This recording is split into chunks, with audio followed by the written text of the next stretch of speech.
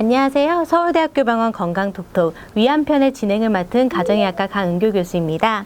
위암 세 번째 시간에는 위암 수술의 관리와 합병증 예방 등에 대한 궁금증을 풀어보도록 하겠습니다. 이번 시간에도 서울대학교 병원 위장관외과 박도준 교수님께서 함께해 주셨습니다. 교수님 안녕하세요. 네, 안녕하세요. 위수술을 한 환자분들 같은 경우에는요, 우리 몸의 장기를 전부 혹은 일부를 잘라내게 되는데요. 이전과 생활이 완전히 똑같을 수는 없을 거라고 생각이 듭니다. 암 치료를 위해서 위절제술이나 반절제술을 받게 되면요, 어떤 부작용들이 생길 수 있을까요? 가장 큰 변화라고 할 수 있는 것이 이제 체중이 많이 감소가 됩니다. 그래서 위전절제한 경우에는 많게는 10에서 15kg까지 감소할 수가 있는데, 철결핍성 빈혈이라든지 또는 골다공증이라든지 또는 여러 영양소의 결핍이 생길 수가 있습니다. 그리고 이제 전절제의 경우에는 이제 비타민 중에 이제 B12번이라고 하는 그 영양소가 결핍이 돼서 생기는 거대 저가구성 빈혈이라든지 또는 신경계 증상이 나타날 수가 있어서 정기적으로 검사를 해서 혹시나 보충할 부분이 없는지를 이제 보고 그 담당 의사와 이제 상의하셔서 이렇게 잘 관리하시는 게 중요하겠습니다.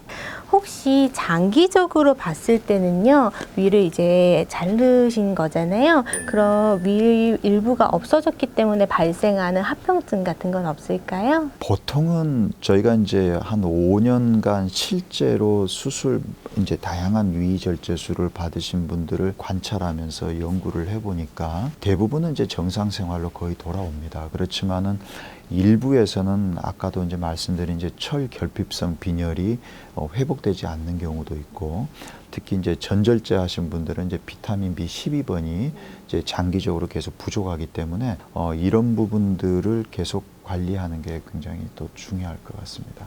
만약에 재발이라던가 심각한 합병증이 없다고 할 때는요, 보통 위암 수술을 받고 나서 완전히 일상생활로 복귀하는 데까지 어느 정도 시간이 걸릴까요? 개인차가 조금 크긴 한데요.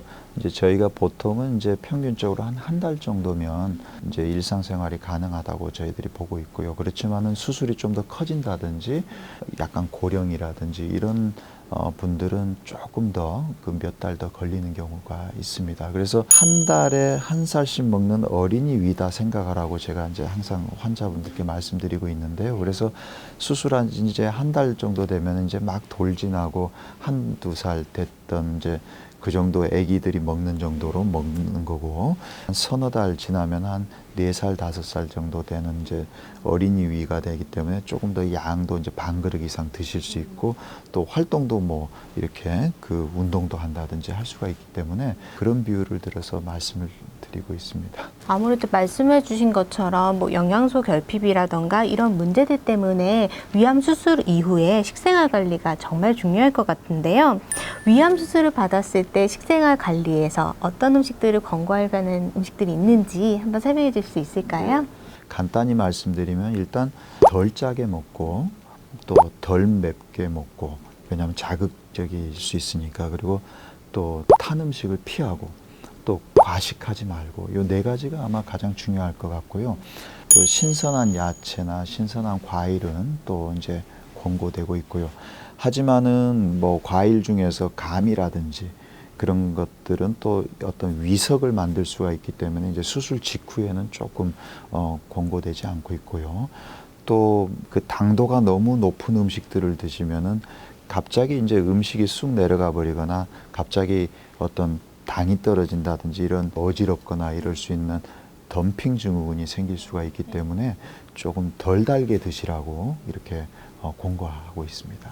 또 식생활 외에도 일상생활에서 조금 관심을 기울이고 관리해야 될 점들은 뭐가 있을까요? 저는 이제 규칙적인 운동이 중요하다고 이렇게 말씀드리고 있는데요. 특히 이제 근력을 좀 키우는 것도 어떤 면역이라든지 대사의 이제 어떤 활성화를 위해서 중요할 것 같아서 규칙적인 운동을 좀 병행하라고 제가 말씀드리고 있습니다. 아까 앞서서 말씀드렸던 것처럼 위암이 우리나라 암 발생률 1위다 보니까 워낙 위암 환자분들이 많으신데요. 이제 아무래도 위암을 진단받고 나면은 그 다음으로 제일 걱정되는 것 중에 하나가 이 위암의 예후가 어떻게 될 것인가일 것 같아요.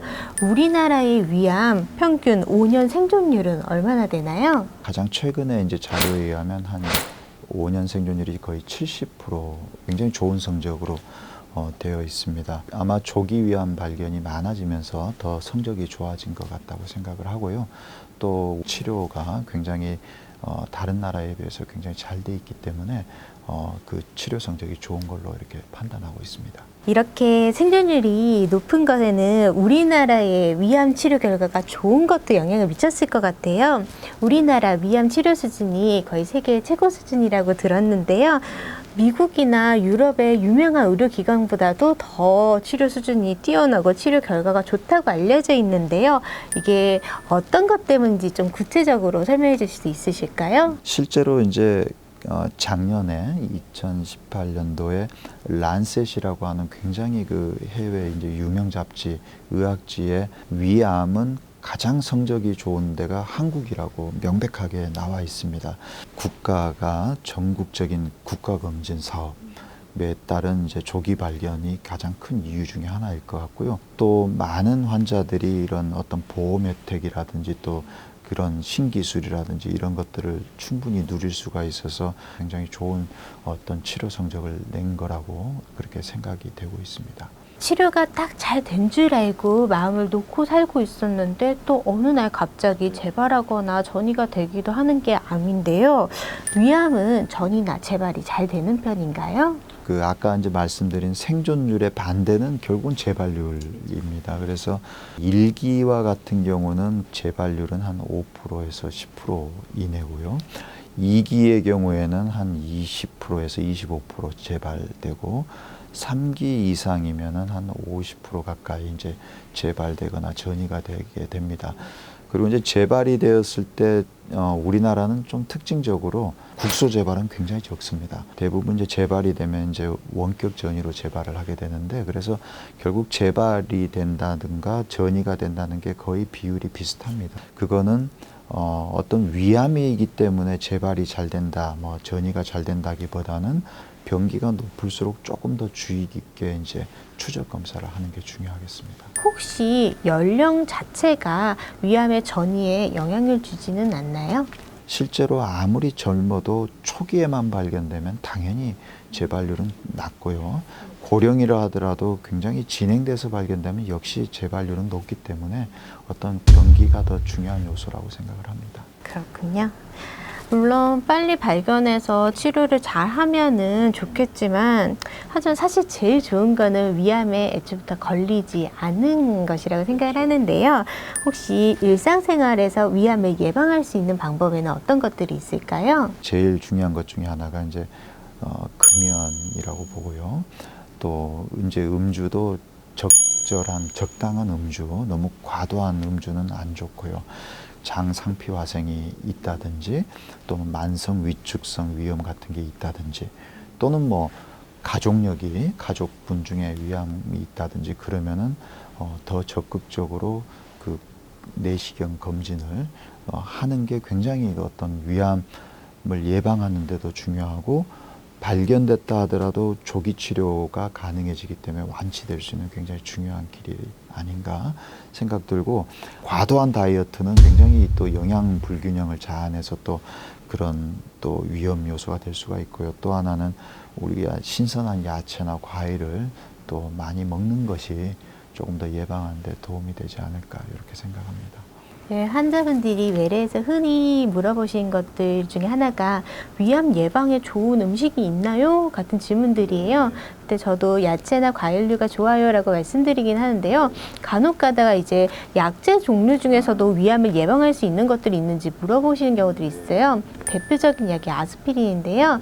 이런 것들에 대해서도 좀 설명해 주실 수 있으실까요? 네, 아마 많은 분들이 어떤 심혈관 질환 예방을 위해서 아스피린을 많이 복용하고 계실 겁니다. 그래서 우리 서울대병원 가정의학과에서도 그 대규모 연구가 있었던 걸 이제 있는데 아스피린을 이제 3년 정도 복용하니까 위암 발병률이 굉장히 낮아졌다는 이제 보고가 있었지만은 이건 이제 반대로 해석했을 때 그러면 이제 위암 예방을 하기 위해서 과연 아스피린을 먹어야 되느냐?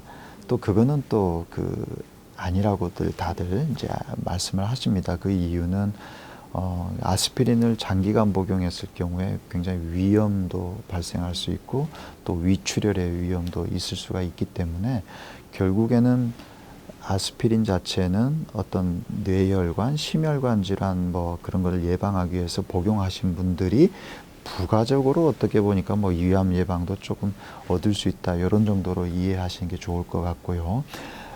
위암 예방을 하기 위해서 아스피린을 드신다든지 또는 어떤 약제를 드신다든지 그거는 아직까지 어떤 충분한 근거를 가지고 있는 약제는 지금 없다고 볼 수 있겠습니다. 말씀 감사합니다.